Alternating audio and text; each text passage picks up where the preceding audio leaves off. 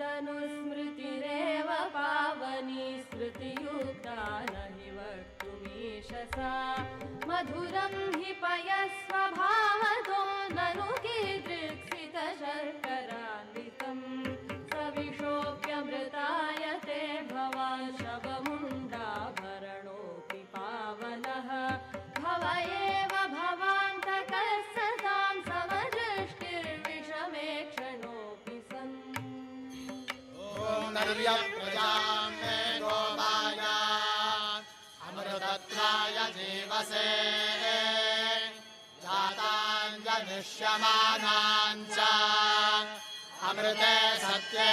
प्रतिष्ठिताम् अथर्वपितुं मे गोपाय रसमन्नमिहायुषे अदब्धायोषीततनो अविषन्नः पितुं कृणो शक्यस्य पशोन्मे गोपाय विपादो ये चतुष्पदः अष्टाशभाश्रय इहाग्ने ये चैतशभा आशुगाः सप्रथसभां मे गोपाय ये सभ्या सभासदः तामिन्द्रियावतः कुरु सर्वमायुरुपासताम् अहे बुद्धियमन्त्रं मे गोपाय यऋषयस्त्रैर्विदा विदुः ऋचः सामानि यजोगुंषि सा हि श्रीरमृता सताम् विराजमेव दैराप्त्वा यजमानो वरुन्धे एकादश दशक आलभ्यन्ते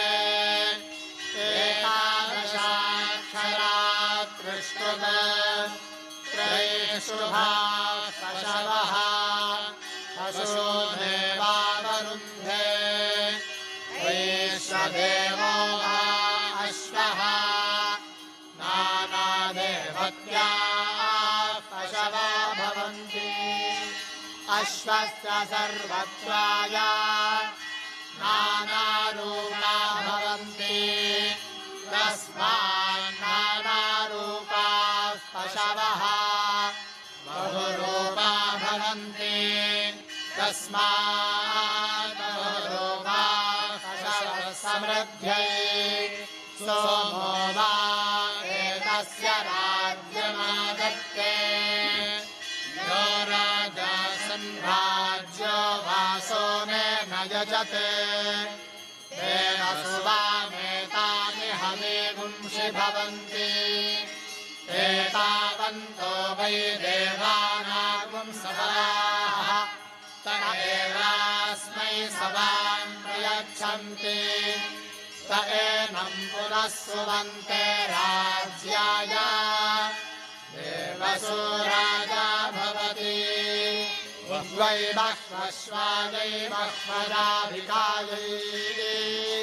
बहुव्रीजगायै बहुमाशतिलायै बहुहिरण्यायै बहुहस्तिकायै बहुदासपुरुषायै रयिमत्यै मुष्टिमत्यै बहुरायस्पोषायै राजासु जलौ पूर्णपात्रमानयति प्रेत एवास्यां प्रजां ददाति प्रजया हि मनुष्यः पूर्णः मुखं विमृष्टे अमृतस्यैव रूपं धृत्वोत्तिष्ठति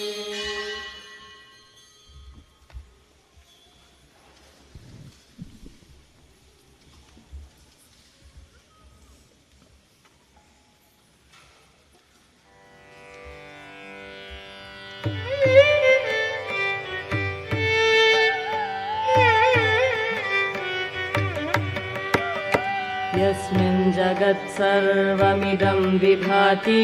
यश्चाप्यनन्यः सकलप्रपञ्चात् तिलेषु तैलोपममास्थितं